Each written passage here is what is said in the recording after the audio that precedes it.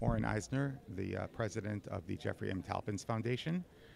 The purpose of the N7 initiative is to promote Arab-Israeli normalization, to strengthen the ties between Israel and Arab and Muslim countries, to broaden the ties, and by that I mean to encourage other countries to join as well and to create ties with Israel. We believe that by showing tangible results and benefits to all the countries to the people of the countries in the region, to the people of the countries that have already made peace with Israel, who have already normalized relationships with Israel, other countries will want to join as well.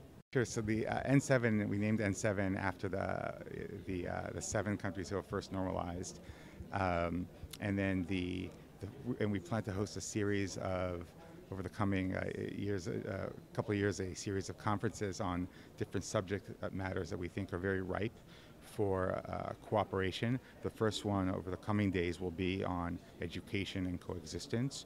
It's very obvious to us that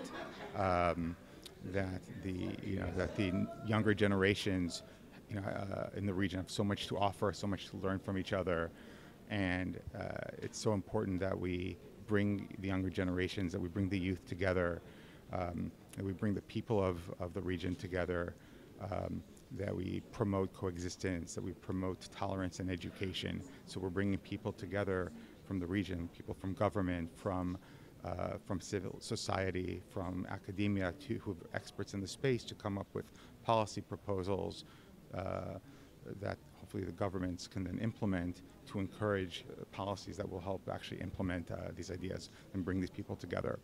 And then we hope to very quickly follow up with conferences on trade, conferences on food and water security, and then afterwards we'd like to have a conference in Israel to bring leaders from all the countries to Israel to demystify the country, show people the country.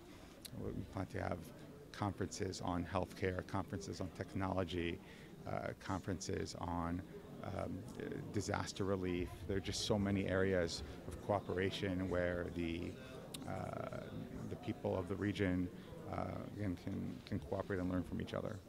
So important, and that is why we picked Morocco for this first subject matter conference.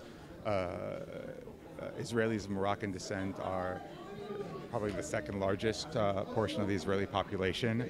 As you said, over 1 million. Morocco is an incredibly important country for Israel, to Israelis.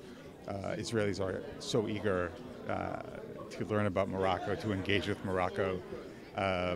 We know that Israel is incredibly important to Morocco. There's a huge Moroccan diaspora that lives in Israel. Look, Americans love Morocco. It's so important. It's such a country that Americans have thought and loved for years. It's captured our hearts and minds forever. So this was a very natural place for us to hold our first conference. Everything. It's an incredibly important country. It plays an incredibly important role, and it's because of its location, of course, but it's also captured our hearts. Its history, and it's just the people here are so wonderful. It's just a country that everyone loves. It's just an obvious place for us to come to. I expect there will be, yes. I think I don't want to jump ahead of the experts here, but the purpose of this will be to come up with recommendations for all of the countries, for policy recommendations to increase coexistence for all of the people of the region, and that includes the Palestinians. We in fact strongly believe that the Palestinians can be among the greatest beneficiaries of normalization. Absolutely.